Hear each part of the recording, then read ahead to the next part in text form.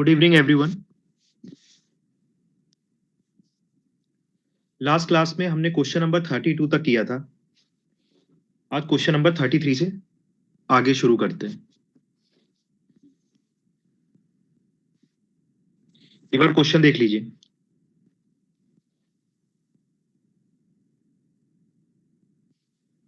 Question है two vessels A and B contain mixture of milk and water in the ratio 4:5 and 5:1. If both vessels are mixed in the ratio 5:2, find the ratio of milk and water in new mixture.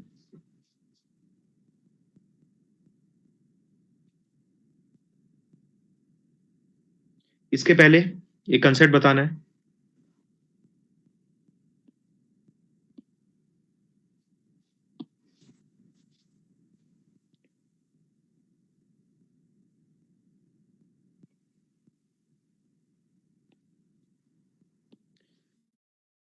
देखिए, अगर मैं आपको दो ratio देता हूं, मतलब एक ratio देता हूं,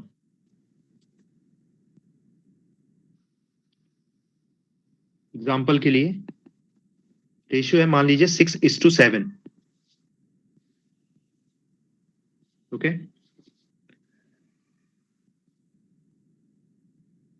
इसको मान लीजिए मुझे कन्वर्ट करना है इन द रेशियो 2:3। तो मैं कैसे करूंगा कन्वर्ट, ये कंसेप्ट मैं यहां पर आपको बताना चाहता हूं। तो रेशियो 6:7 को कन्वर्ट करना है रेशियो 2:3 में। तो इसका तरीका है, सबसे पहले हम रेशियो को सेम करेंगे। ओके, तो अगर रेशियो को आपको सेम करना है तो क्या कर सकते हैं आप,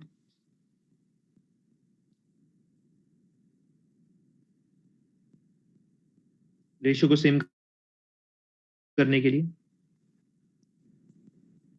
बताइए।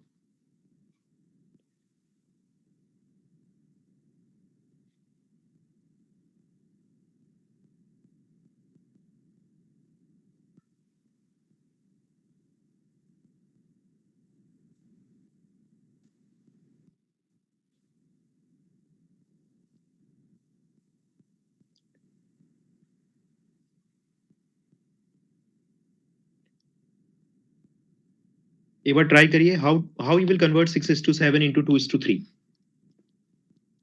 एक बार आप लोग ट्राई करिए।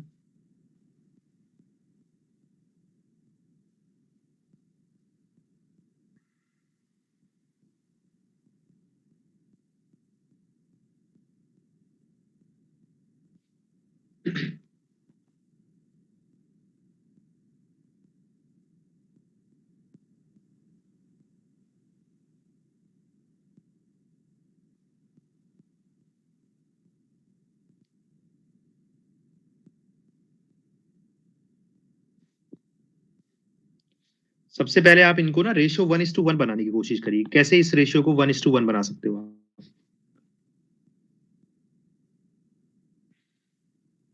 एक बार ये 1:1 बन गया तो इसको 2:3 बनाना है तो क्या करना पड़ेगा, वो आप सोचिए।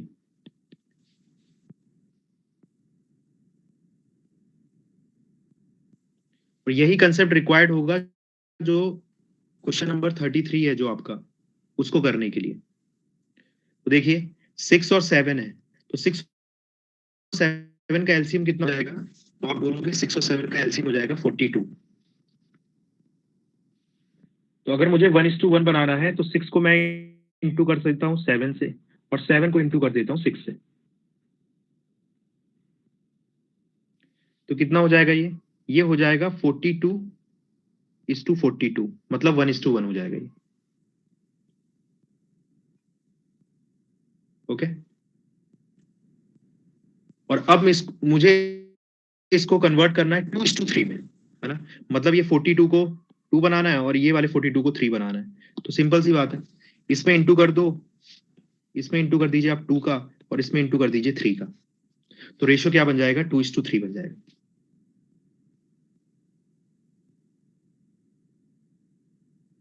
बात समझ में आ रही है? कोई डाउट है इसमें? तो किसी भी रेशियो को अगर अपने को कन्वर्ट करना है किसी दूसरे रेशियो में, तो सबसे पहले आपको क्या ऑपरेशन करनी पड़ेगी?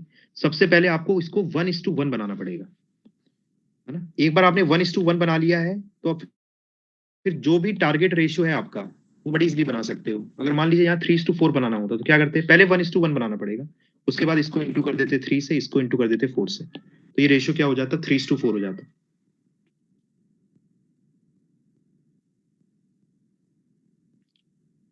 क्लियर है क्या?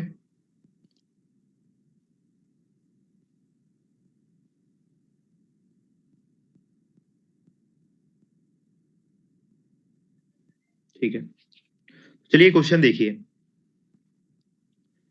क्वेश्चन है, to vessels A and B contain mixture of milk and water in the ratio 4:5 and 5:1। तो देखिए क्या दिया हुआ है आपको, मिल्क और वाटर दिया हुआ है इन द रेशियो 4:5।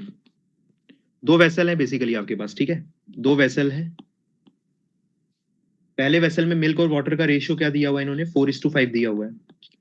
दूसरे वेसल में दे रखा है 5:1। तो ये वेसल 1 है, ये वेसल 2। वेसल 2 में क्या है? 5:1।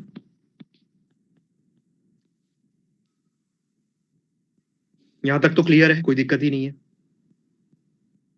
अब ये बोल रहा है कि ये दोनों वेसल, ये वाला वेसल और ये वाला वेसल, दोनों को मिक्स कर रहे हैं अपन, ठीक है?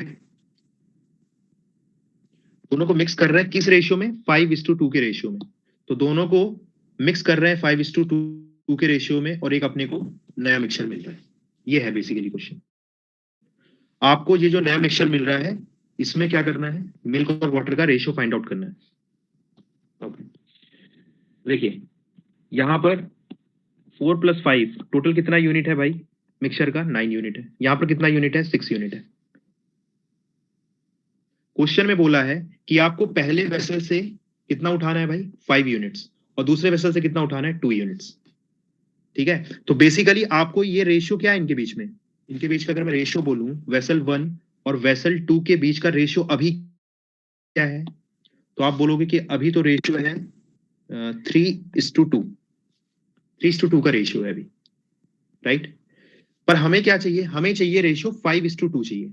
तो अब वही जो मैंने अभी आपको कंसेप्ट बताया है कि एक रेशियो को कैसे आप कन्वर्ट कर सकते हो दूसरे रेशियो में, उसका यूज करना पड़ेगा यहाँ पर। तो 3:2 को कन्वर्ट करना पड़ेगा आपको 5:2 में। तो क्या करोगे? सबसे पहले तो 3, इसको 1:1 बनाओगे। तो 1:1 कैसे बनेगा? इसको आप इंटू कर दीजिए 2 से, और इसको इंटू कर दीजिए 3 से। तो दोनों क्या हो गए? 6:6 हो गए, मतलब 1:1 हो गया। इतना हो गया। इसके बाद आपको क्या बनाना है? 5:2 बनाना है। तो 5:2 बनाने के लिए क्या करोगे? आप इसे इसे 5 से इंटू कर देंगे, और इसे 2 से इंटू कर। तो अल्टीमेटली मैंने क्या किया है? अल्टीमेटली मैंने वेसल 1 का, वेसल 1 वाला जो कंटेंट है उसमें कितने से इंटू करना है? तो आप बोलोगे 2:5 करना है यहाँ पर, है ना? 2:5 करना है। और वेसल 2 में कितना करना है? 3:2 करना है। तो 2:5 कितना हो गया? 10। तो यहाँ इंटू 10 हो जाएगा दोनों साइड, और वेसल 2 में कितना हो जाएगा? इंटू 6। यहां तक कोई डाउट है? बताइए।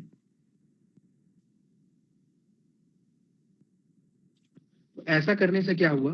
वेसल 1 जो था मेरा, जो मेरा वेसल 1 था, उसमें जो मिक्सचर है और वेसल 2 में जो मिक्सचर है, उन दोनों का रेशियो कितना आ गया बेटा? 5:2 आ गया। और यही मुझे बनाना था, मैंने बना लिया। 5:2 बना लिया दोनों के मिक्सचर को। तो बेसिकली मैंने क्या कर दिया है, जो गिवन कंडीशन थी उसके थ्रू मैंने इन दो रेशियो को कंबाइन कर दिया है। ओके, तो जो मेरा नया मिक्सचर है वो क्या है? उसमें मिल्क कितना है और वाटर कितना है उसको ऐड कर लीजिए। तो मिल्क कितना हो जाएगा? 40+30 मतलब 70, और वाटर कितना हो जाएगा? 50+6 मतलब 56। तो मेरा नया रेशियो मिल्क और वाटर का अगर पूछा तो क्या बताऊंगा मैं? 70:56। इसको सिंप्लीफाई कर लीजिए, तो ये 5, ये 4। तो मेरा आंसर क्या है? 5:4। ये मेरा आंसर। कोई डाउट है तो बताइए।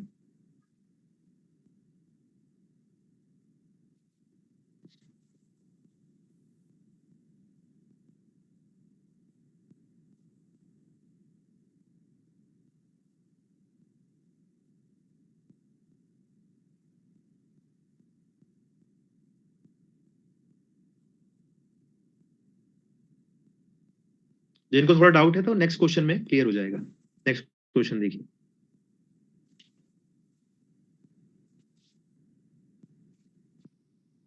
नेक्स्ट क्वेश्चन है,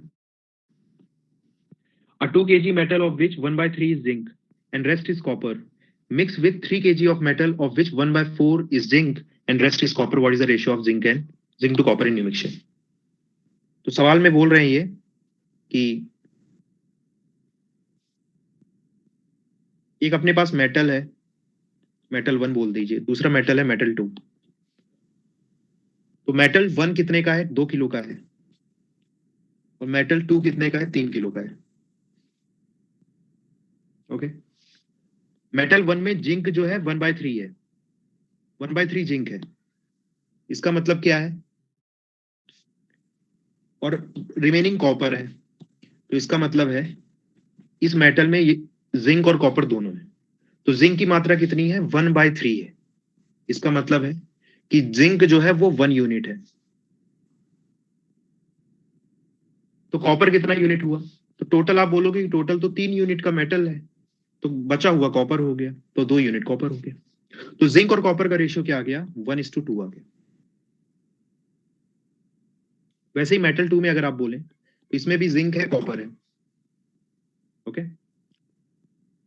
जिंक इन्होंने बोला कि जिंक जो है 1/4 है, पूरे मेटल का 1/4 जिंक है, मतलब जिंक 1 यूनिट है तो मेटल 4 यूनिट है।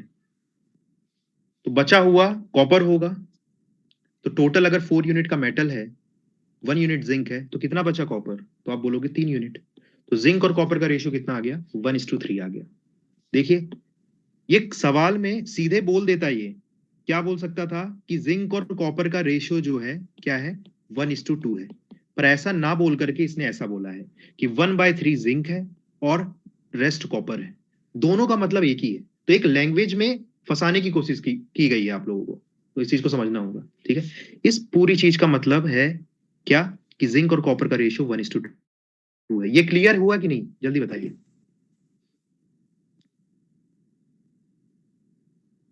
1:2 को ना अलग तरीके से लिखा गया है बस।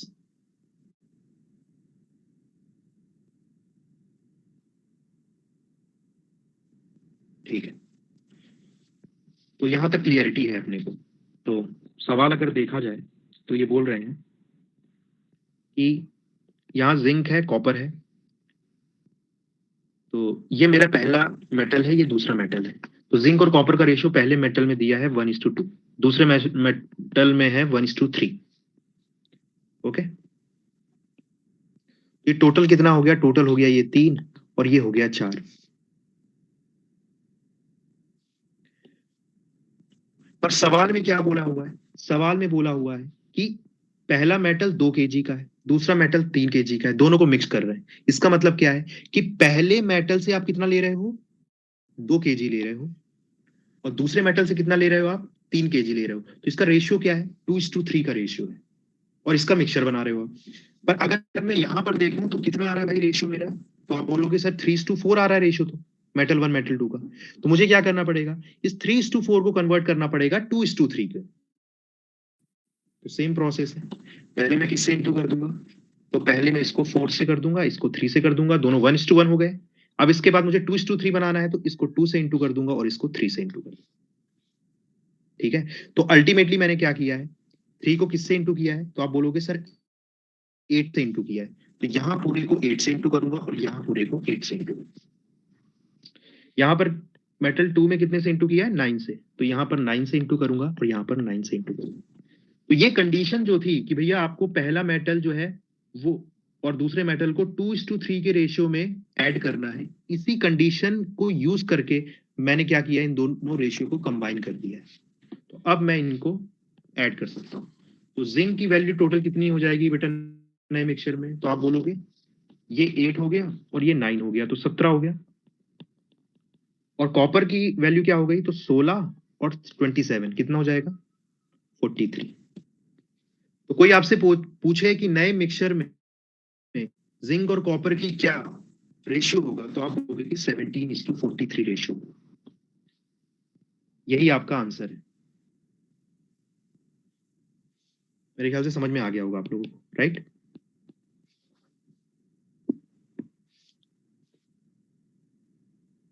किसी को कोई दिक्कत समस्या? ठीक है, नेक्स्ट देखते हैं।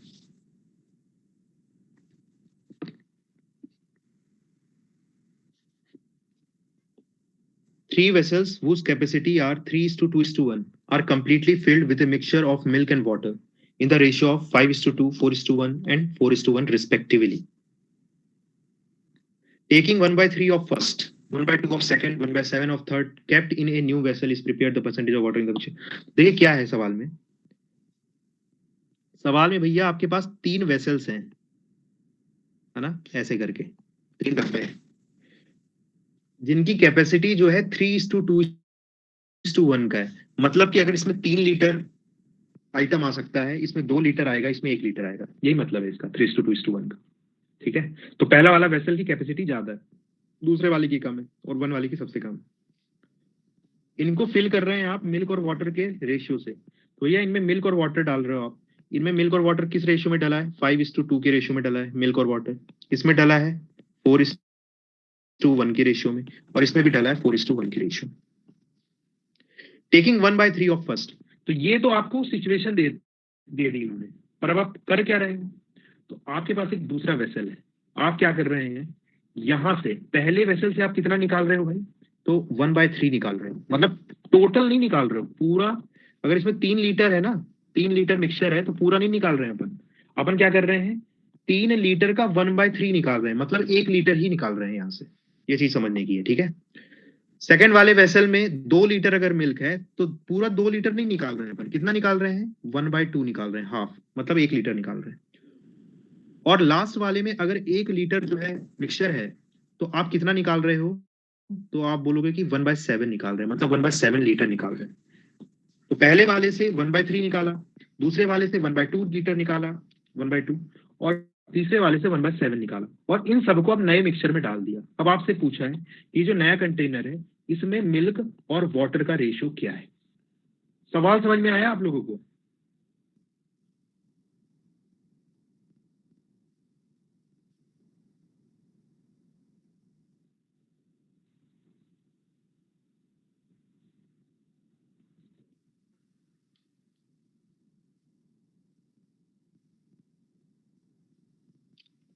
ठीक है, ये सवाल है, पहले तो इसको समझना था, तो हम लोग समझ गए इसको, अब आगे बढ़ते हैं। तो देखिए क्वेश्चन में क्या दिया हुआ इन्होंने, कि आपका एक वेसल V1 है, एक V2 है, एक V3 है। इसमें जो रेशियो है वो है 3:2:1 का रेशियो है। मतलब वेसल 1 में 3 लीटर मिक्सचर है, वेसल 2 में 2 लीटर है, और वेसल 3 में है 1 लीटर। पर क्वेश्चन में बोला है कि पूरा नहीं उठाना है आपको। आपको क्या उठाना है? 1/3 उठाना है पहले से। तो 3 का 1/3 कर दो पहले, तो 2 का कितना करना है? 1/2 करना है, और 1 का 1/7 करना है। तो बताइए नया रेशियो क्या आ जाएगा? तो आप बोलोगे नया रेशियो आ जाएगा 1:, कितना? 1:1/7।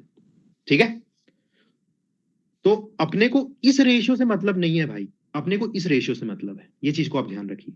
पहले क्वेश्चन में क्या होता था कि जितनी कैपेसिटी है उतना ही अपन उठाकर डायरेक्टली डाल देते थे वेसल में, तो अपन इस रेशियो में डील करते थे। पर यहां पर अब हम किस रेशियो में डील करेंगे?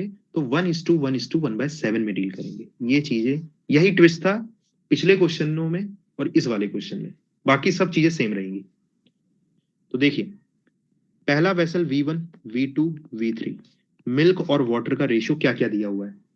तो पहले वेसल में दिया है 5:2, दूसरे वाले में दिया हुआ है 4:1, तीसरे वाले में है 4:1। ओके, तो बताइए मिक्सचर कितना हो जाएगा फर्स्ट वेसल में? तो 5 यूनिट मिल्क है, 2 यूनिट वाटर है, तो टोटल हो जाएगा 7 लीटर। ठीक है, 7 यूनिट्स। सेकेंड वाले में 5, और थर्ड वाले में भी 5। तो बेसिकली अगर अभी आप देखें वेसल 1, वेसल 2, वेसल 3, तो इनके बीच में क्या रेशियो है? तो आप बोलोगे 7:5:5 का रेशियो।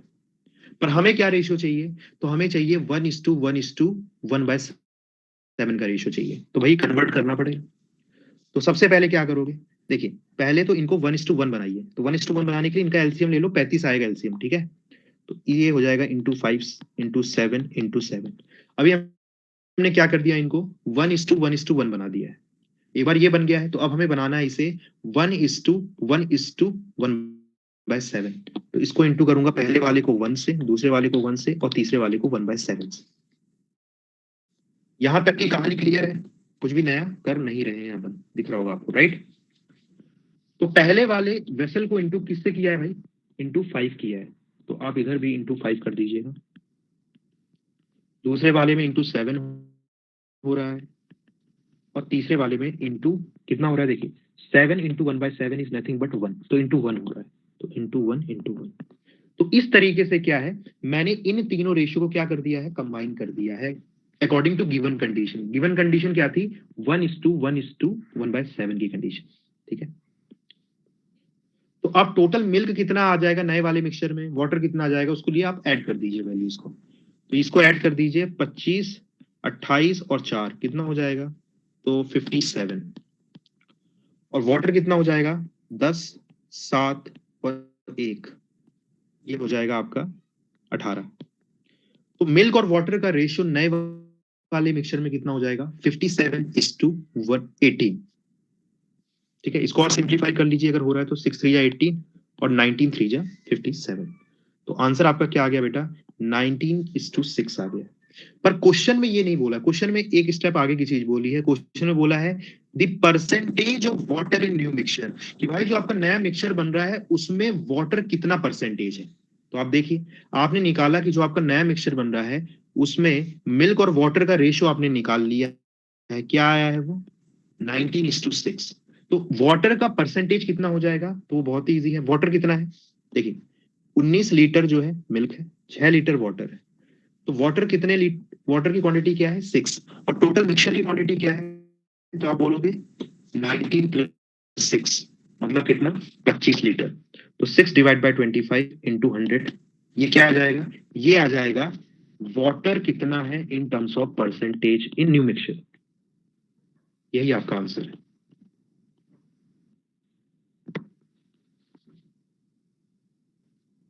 बताइए, समझ में आ रही है बात।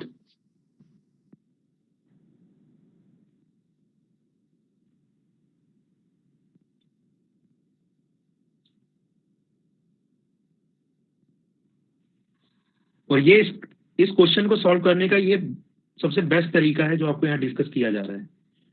वही पुरानी वाली मेथड जो सबको पता है कि भाई 5x और 2x ले लो, 4y 1y और 4z और 1z, तीन इक्वेशन बनाओ, सॉल्व करो, वो सब इतना टाइम नहीं रहता एग्जाम में, ठीक है। तो वो तरीका कभी भी अप्लाई मत करना, ऐसे ही डायरेक्टली अपने को क्या करना है, रेशियो में खेलना है बस। इस चीज का आप लोग को ध्यान रखना है, ठीक है। चलिए, कोई भी इक्वेशंस वगैरह बनाने की आवश्यकता नहीं है और ना टाइम रहता है इतना एग्जाम में, ठीक है। चलिए अगला सवाल देखते हैं। हाँ सर, थर्ड स्टेटमेंट को कब ऐड करना होता है, थर्ड स्टेटमेंट, एक मिनट।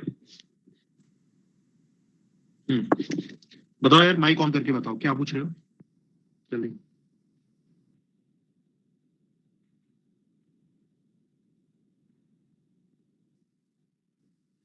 माइक ऑन करके बताइए जल्दी।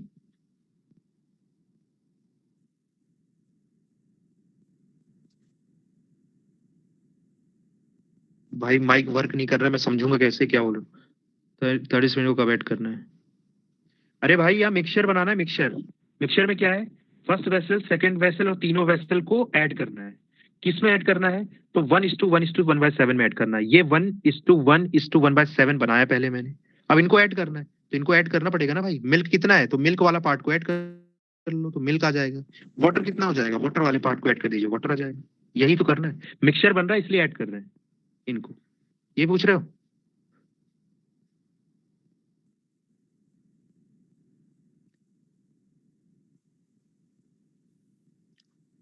ठीक है,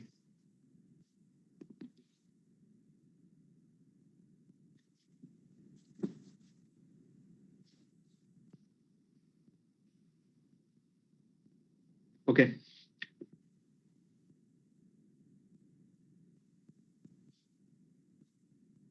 नेक्स्ट क्वेश्चन देखिए,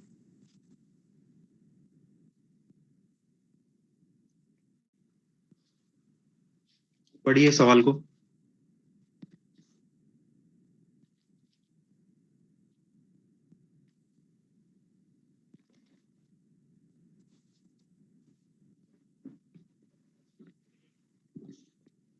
The monthly income of A and B are in the ratio 3:5, and the ratio of their saving is 2:3. If the income of B is equal to 3 times the saving of A, then what is the ratio of expenditure of A and B?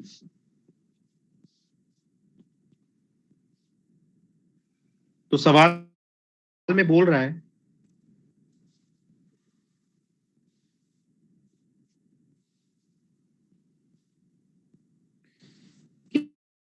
कि A और B दो लोग हैं, इनकी जो income है आई से represent कर रहा हूं, उनका रेशियो दे रखा है 3:5, और इनकी जो सेविंग है उनका रेशियो है 2:3।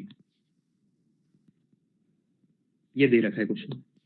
अब बोल रहे हैं ये कि if the income of B is equal to 3 times the saving of A, मतलब जो बी की इनकम है, क्या है इनकम 5, वो 3 टाइम्स है ए की सेविंग। ए की सेविंग क्या है 2, ए की सेविंग है 2, इसका 3 गुना है। ये सवाल में दिया हुआ है। तो भाई समझने की बात ये है कि ये जो बी की इनकम है वो कितना है 5, इसको आपको क्या होना चाहिए भाई, इसको होना चाहिए 3 टाइम्स ऑफ ए की सेविंग। यही तो क्वेश्चन में दिया है। क्वेश्चन में दिया है कि जो बी की इनकम है, कैसे मैं रिप्रेजेंट करूं, बी की इनकम इज 3 टाइम्स ए की सेविंग्स के। ये कंडीशन दी हुई है, और इसी कंडीशन का इस्तेमाल करके मैं क्या करूंगा बेटा, रेशियो ही रेशियो में खेल लेंगे। तो बस वो एक कंडीशन चाहिए होता है, और एक बार वो कंडीशन मिल गई तो एक्स और वाई की कोई भी आवश्यकता है नहीं। ये चीज आपको समझना है। देखिए 5 जो है वो ए की सेविंग जो कि 2 है, इसका 3 टाइम्स बनाना है मुझे। तो अभी रेशियो क्या है, तो आप बोलोगे अभी रेशियो जो है बी अपॉन एस मुझे क्या बनाना है, 3:1 बनाना है, right. Sorry, income of B और सेविंग ऑफ ए मुझे क्या बनाना है, 3:1 बनाना है, 3 टाइम्स बनाना है बी को, राइट। अभी क्या है, तो अभी आप बोलोगे सर अभी जो रेशियो दिया हुआ है वो दिया हुआ है 5:2। देख लो ध्यान से, 5:2 दिया हुआ है ना, सही बात है। मुझे इस 5/2 को कन्वर्ट करना है बेटा किस में, 3/1 में। बस ये यहां जब कर लोगे तो फिर क्या होगा, पूरा रेशियो जो है आपका रिलेट हो जाएगा, दोनों रेशियो। अभी ये रेशियो अलग अलग है बेटा, इनमें इनके बीच में रिलेशन आप लोग को पता होनी चाहिए, तभी इन रेशियो के बीच में क्या कर सकते हो आप, इनको रिलेट कर पाओगे या इनको कंपेयर कर पाओगे। तो देखिए मुझे कन्वर्ट करना है 5/2 को 3/1 में, तो सिंपल तरीका है, पहले 1:1 बना लेता हूं इसको। तो इसको इंटू कर देता हूं किससे भाई, इसको इंटू कर देता हूं इसको 5 से और इसको 2 से, तो 1:1 हो गया। अब मुझे बनाना है 3:1, तो ऊपर वाले को इंटू कर देता हूँ 3 से और नीचे वाले को इंटू कर देता हूँ 1 से।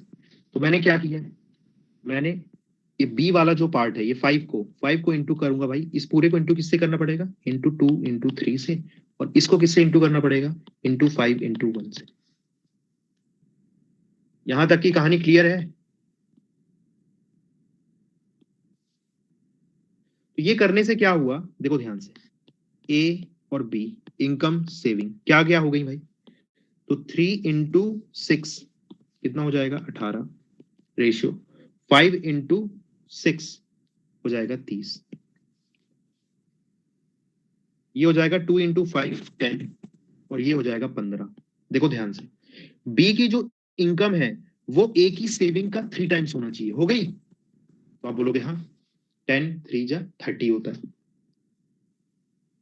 तो जो कंडीशन क्वेश्चन में दी थी वो ये रेशियो सेटिस्फाई कर रहे हैं, और जब भी कोई कंडीशन 2-3 रेशियो सेटिस्फाई कर रहे हैं तो आपस में उनको रिलेट कर सकते हैं, ठीक है। तो अब सवाल में क्या पूछा है, अब सवाल में पूछा है कि what is the ratio of expenditure, expenditure का क्या रेशियो है। तो आपको पता है भाई एक्सपेंडिचर क्या होता है, एक्सपेंडिचर खर्चा, खर्चा होता है इनकम में से सेविंग हटा दिया जाए तो 18 माइनस 10 कितना हो जाएगा 8, और 30 माइनस 15 कितना हो जाएगा 15। तो इनका एक्सपेंडिचर का रेशियो क्या हो जाएगा 8:15 हो जाएगा, और यही आपको निकालना था, यही आपका आंसर है।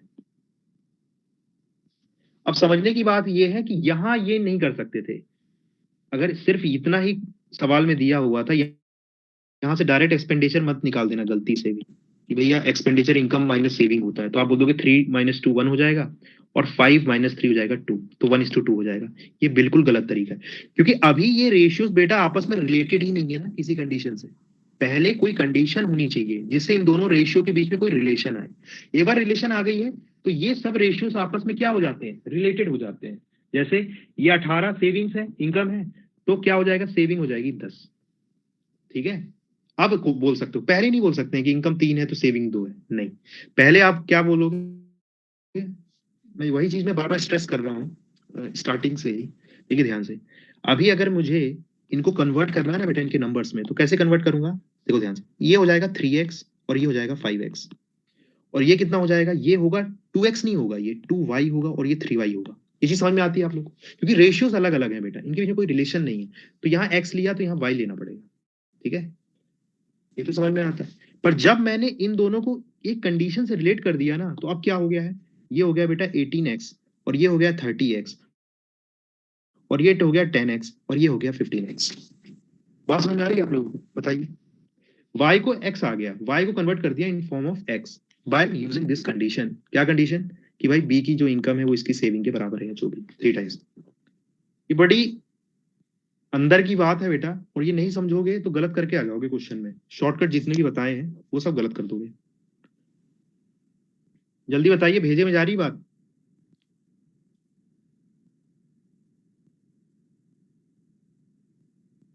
चलिए ओके, नेक्स्ट सवाल देखते हैं।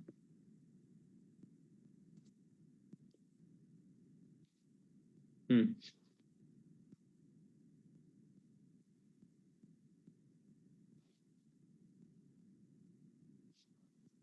पढ़िए सवाल को।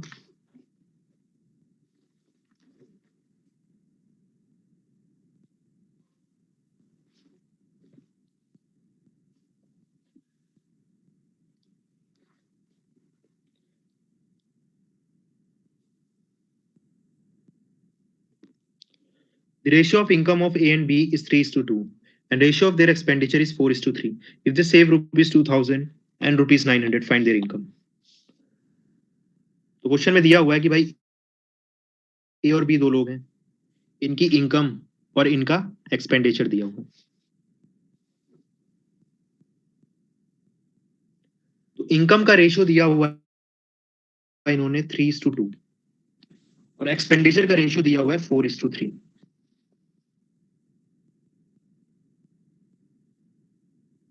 यहां तक समझ में आ रही बात। उसके बाद बोल रहा है इफ दे सेव रुपीज 2900, मतलब इनकी सेविंग्स दी हुई है। सेविंग्स कितनी दी हुई है, तो आप बोलोगे 2000, और बी की कितनी दी हुई है, 900 रुपीज। ठीक है, ये सवाल में दिया हुआ, आपको इनकी इनकम निकालना है।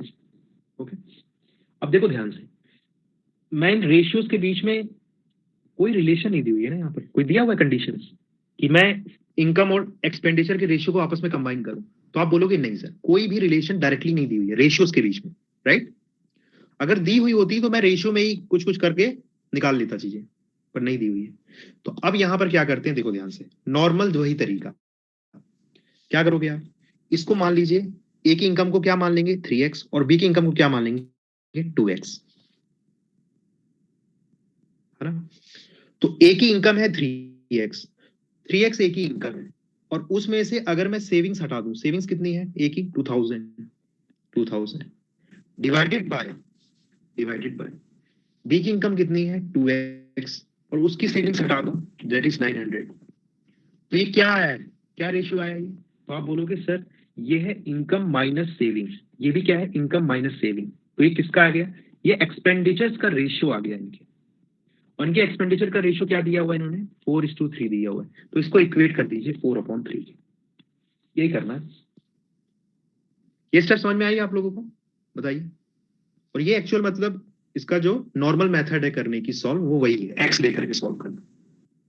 क्लियर है।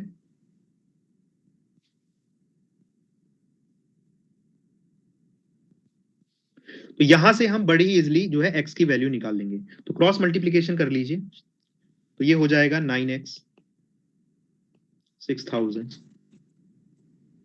x 3600, तो यहाँ से x की वैल्यू आ गई 2400, तो x की वैल्यू आ गई आपके पास 2400।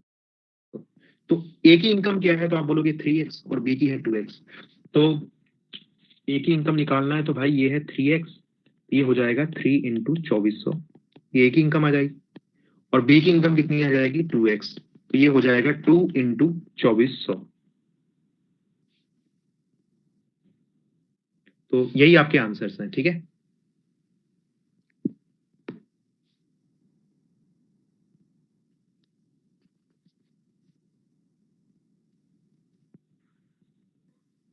नेक्स्ट क्वेश्चन पढ़िए इसको।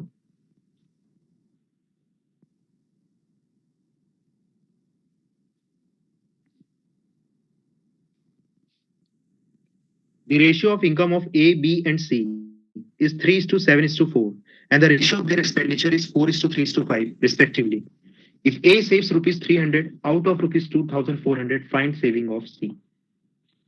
सवाल में दे रखा है इन्होंने A, B और C, इनकी इनकम का रेशियो दे रखा है और इनके एक्सपेंडिचर का रेशियो दे रखा है। क्या क्या दे रखा है, तो इनकम का रेशियो है 3:7:4 और एक्सपेंडिचर का रेशियो है 4:3:5। और सवाल में बोला है कि if A saves rupees 300 out of rupees 2,400,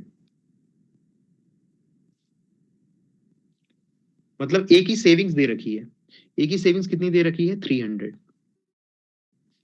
सवाल में बोला कि ए जो है 300 रुपए बचाता है 2400 रुपए में से, मतलब 2400 रुपए क्या है, 2400 रुपए उसकी इनकम है।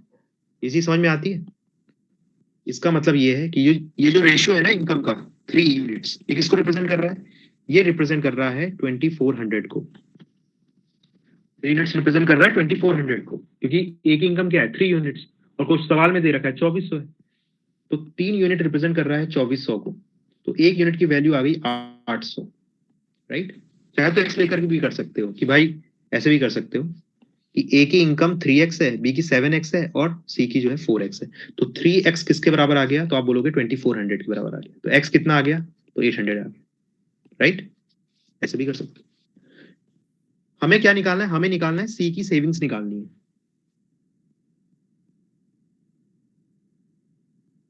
ओके, देखिए ध्यान से,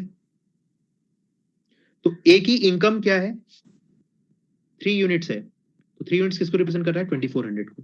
वैसे ही ए की सेविंग्स कितनी है, तो आप बोलोगे सर ए की सेविंग्स है 300 रुपीज, तो ए की इनकम जो है वो 2400 है ए की, और सेविंग्स कितनी है 300 है, तो एक्सपेंडिचर कितना है, तो आप दोनों को माइनस कर दो, एक्सपेंडिचर कितना आएगा 2100। 2100 एक्सपेंडिचर है, पर क्वेश्चन में दे रखा है क्या कि 4 यूनिट जो है ए का एक्सपेंडिचर है। इसका मतलब क्या है, ये 4 यूनिट्स किसको रिप्रेजेंट कर रहा है, ये रिप्रेजेंट कर रहा है 2400, ये 4 यूनिट्स रिप्रेजेंट कर रहा है अगेन सॉरी 2100 2100।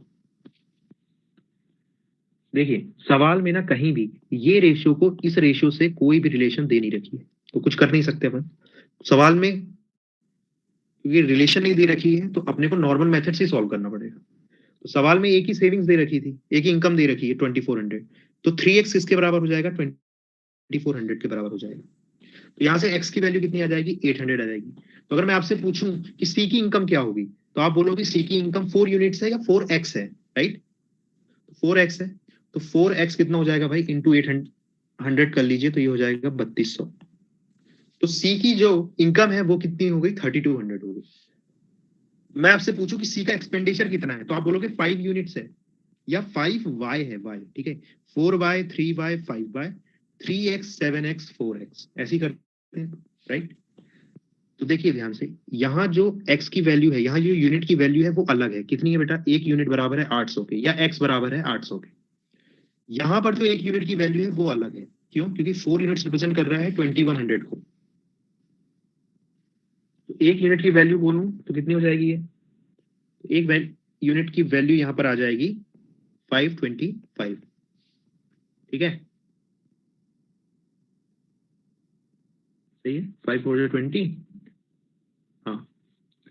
एक यूनिट की वैल्यू 525 है। या आप ऐसे बोल सकते हो कि 4y बराबर किसके है भाई, देखिए 4y बराबर किसके है, 2100 के, 2100 के। तो यहाँ से y क्या आ गया, तो y आ गया 525। तो C की एक्सपेंडिचर कितना है, C का एक्सपेंडिचर है 5y या 5 यूनिट्स। 5 यूनिट्स की वैल्यू कितनी आ जाएगी, तो इंटू 525, तो ये बन जाएगा कितना, 2625। ठीक है, देखिए सी की इनकम हमने पता कर लिया है 3200 है इन रुपीज, और एक्सपेंडिचर क्या है 2625 है इन रुपीज। तो सी की सेविंग्स क्या हो जाएगी, दोनों को माइनस कर दीजिए, दोनों को माइनस कर दो, कितना आ रहा है, तो आप बोलोगे 575, 575 रुपए जो है क्या है, सी की सेविंग्स है। यही आपको निकालना, यही आपका आंसर है। ठीक है, बहुत डिटेल में समझाया, वैसे रिक्वायर्ड नहीं था इतना, आप लोग समझते हो कि स्टार्टिंग से ही करते आ रहे हैं। ठीक है, यूनिट वाली मेथड, ये एक्स वगैरह इसलिए बताया था कि आप लोग रिलेट कर पाओ जो अभी तक पढ़ते आ रहे थे उससे, राइट। ओके, क्लियर है।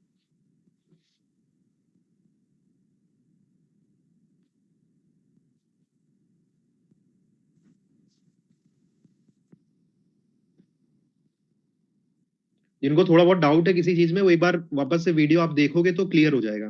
ठीक है, वापस से देख लेना। चलिए नेक्स्ट सवाल देखिए 38।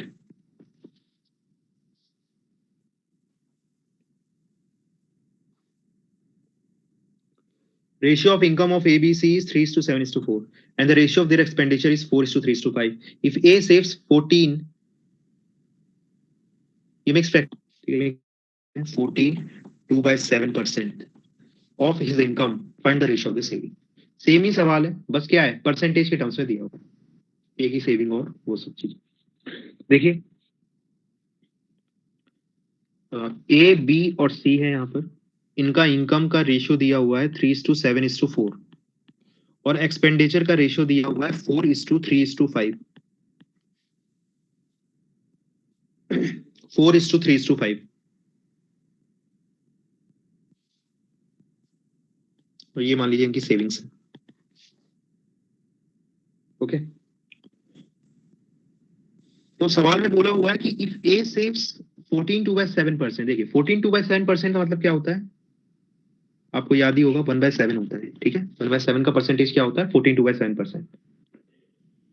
तो ए सेव्स 1/7 ऑफ हिज इनकम, मतलब ए जो है ना अपनी इनकम का 1/7 जो है सेव कर लेता है, ये क्वेश्चन में दिया हुआ।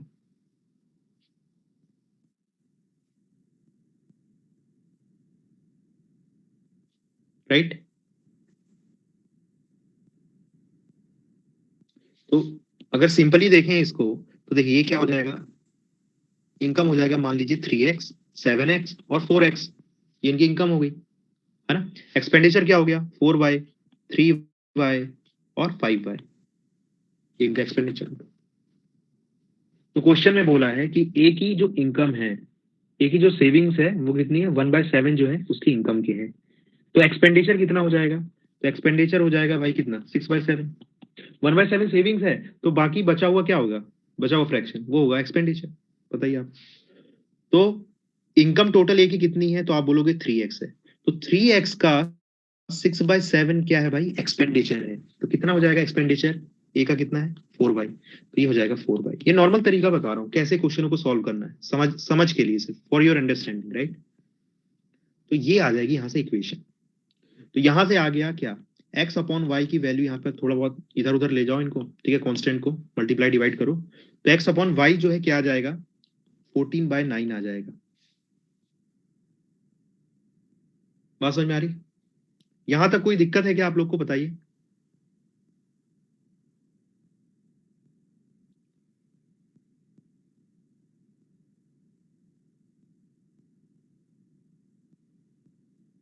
कोई प्रॉब्लम नहीं है, चलिए ठीक है।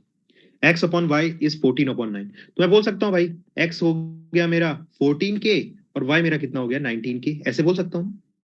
दोनों का रेशियो क्या आएगा 14/9 आएगा, तो x और y इन टर्म्स ऑफ एक सेम नंबर आ गया 14k और 19k। तो देखिए अब यहाँ पर क्या करना है, कुछ नहीं करना है आपको, x की जगह क्या है आप 14k डाल दीजिए और y की जगह जो है 19k डाल दीजिए। तो हाँ बोलो सर। 9K, हाँ 9K, sorry 9K, right 9K, okay 9K हो जाएगा। तो 3x जो है उसको कितना हो जाएगा, 3 इंटू 14, 3 इंटू 14, राइट। तो ये हो जाएगा 42K हो जाएगा ये, और ये हो जाएगा, ये 42K हो गया, ये हो गया कितना 98K, और ये हो गया यहाँ पर 56K। वैसे 4y की वैल्यू हो जाएगी 36K, 71K, और ये हो जाएगा 11। ठीक है, तो अब हमने निकाल लिया कि भाई ए की इनकम कितनी है, तो 42K है। ए की सेविंग्स कितनी है, एक्सपेंडिचर कितना है 36K। तो ए की सेविंग्स निकाल सकते हैं क्या, तो हाँ बहुत इजीली निकाल सकते, दोनों को माइनस कर दीजिए। तो ए की सेविंग्स कितना आ जाएगा, तो आंसर है 6K। ठीक है, वैसे ही बी की सेविंग्स कितनी आ जाएगी 71K, माइनस कर दीजिए दोनों को, सॉरी 71K नहीं, एक मिनट, ये 27K आएगा, राइट, ये 27K है, तो दोनों को माइनस कर देंगे तो 71K आ जाएगा, और यहां पर आ जाएगा ये 5K कितना हो जाएगा, 9 5 जा 45K, तो ये हो जाएगा 11K। तो सेविंग्स आ गई भाई, ए की आ गई 6K, बी की आ गई 71K, और सी की आ गई 11K, और दोनों का रेशियो निकाल दोगे तो के और के क्या हो जाएगा, कैंसिल हो जाएगा, राइट, के कैंसिल हो जाएगा, तो रेशियो क्या आ जाएगा सेविंग्स का 6:71:11। क्लियर है क्या, ये बताइए। ये है एक्चुअल तरीका इसको सॉल्व करने का। बात समझ में आ रही है, एक्स और वाई लेकर के कैसे इनको सॉल्व किया जाता है एग्जाम में, वो ये है। ठीक है, अब समझने की बात ये है कि देखिए ये दोनों रेशियो जो है रिलेटेड नहीं थे पहले, राइट। कभी ऐसी गलती मत करना कि इनकम माइनस एक्सपेंडिचर कर दो और सेविंग्स निकाल लो कि भाई सेविंग्स यहाँ पर क्या आ जाएगी, देखिए इनकम 3 है, एक्सपेंडिचर 4 है, तो सेविंग्स तो यहाँ -1 आ जाएगी। भाई -1 सेविंग्स हो सकती है क्या, आंसर इज नो। -1 सेविंग कैसे हो सकती है, तो वही चीज है, जब तक ये रेशियोज आपस में रिलेटेड नहीं है किसी कंडीशन से, आप इनमें आपस में कोई ऑपरेशंस नहीं कर सकते, राइट। ये चीज आप लोग को समझना है, ओके। एक और तरीका क्या है, एक्स और वाई सब कुछ सेम। अब ये वाली स्टेप में कुछ लोग, देखो मैंने क्या किया है, एक्स को ले लिया 14K, वाई को ले लिया 9K।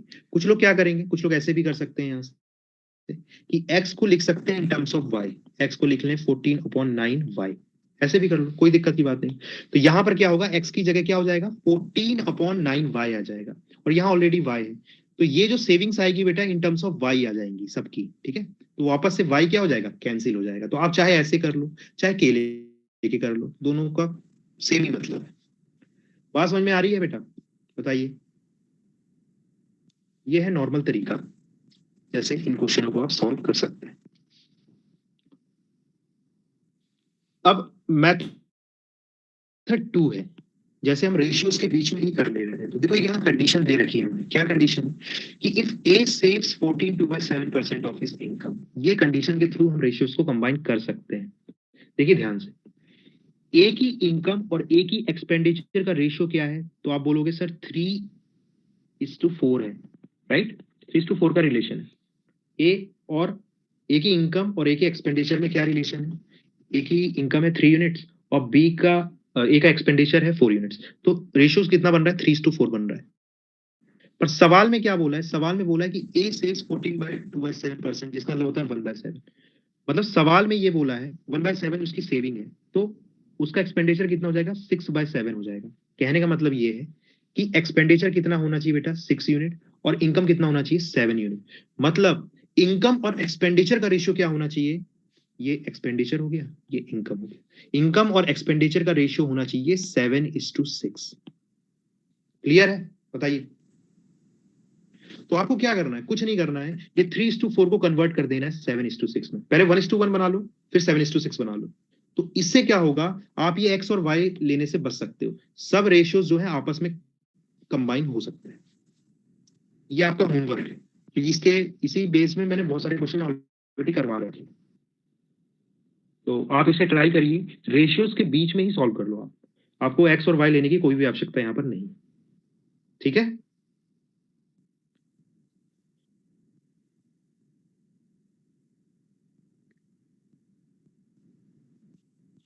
फिर से, अरे फिर से नहीं होगा, फिर से देख लेना इसको। कुछ लोग, किसी को भी नहीं समझ में आया क्या बताया मैंने?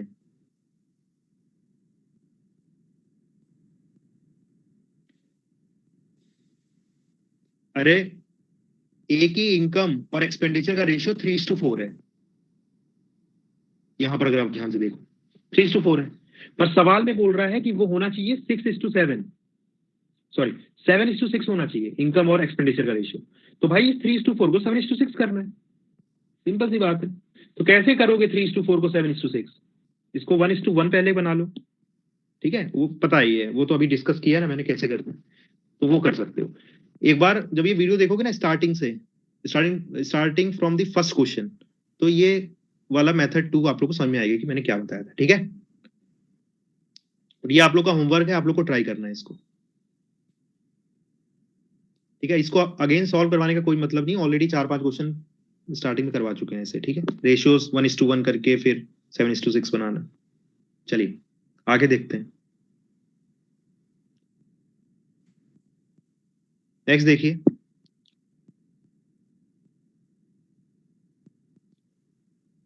Question number 39।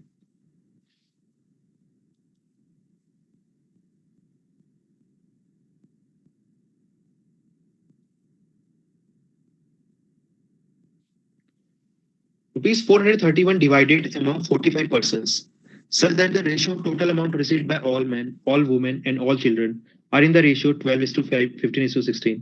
While the ratio of amount received by each man, each woman, and children is 6:5:4, find the amount received by each woman.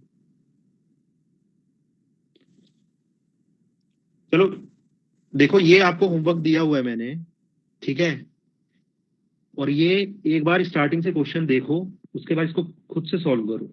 ठीक है, कुछ नहीं करना है इसमें, 3:4 है यहाँ पर, 3:4 बन रहा है, इसको 7:6 बनाना है। तो सबसे पहले क्या करोगे, इनका एलसीएम ले लो, तो इसको 4 से इंटू करोगे, इसको 3 से इंटू करोगे, फिर 7:6 बनाना है तो इसको 7 से करोगे, इसको 6 से करोगे।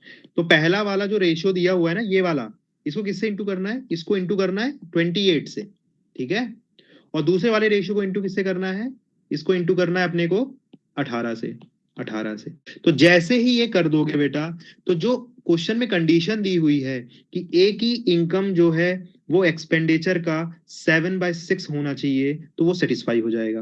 वो एक बार सेटिस्फाई हो गया तो ये जो वैल्यूज है ना बेटा, ये सब एक ही यूनिट में आ चुकी हैं। तो अगर एक ही यूनिट में आ चुकी है तो डायरेक्टली इनकम माइनस एक्सपेंडिचर कर लो, वो सेविंग आ जाएगा, इनकम माइनस एक्सपेंडिचर कर लो, वो सेविंग आ जाएगा, यहां भी सेविंग आ जाएगा, तीनों का रेशियो डायरेक्ट आ जाएगा।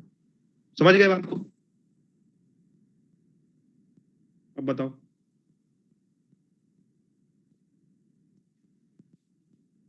इसका डाउट था भाई?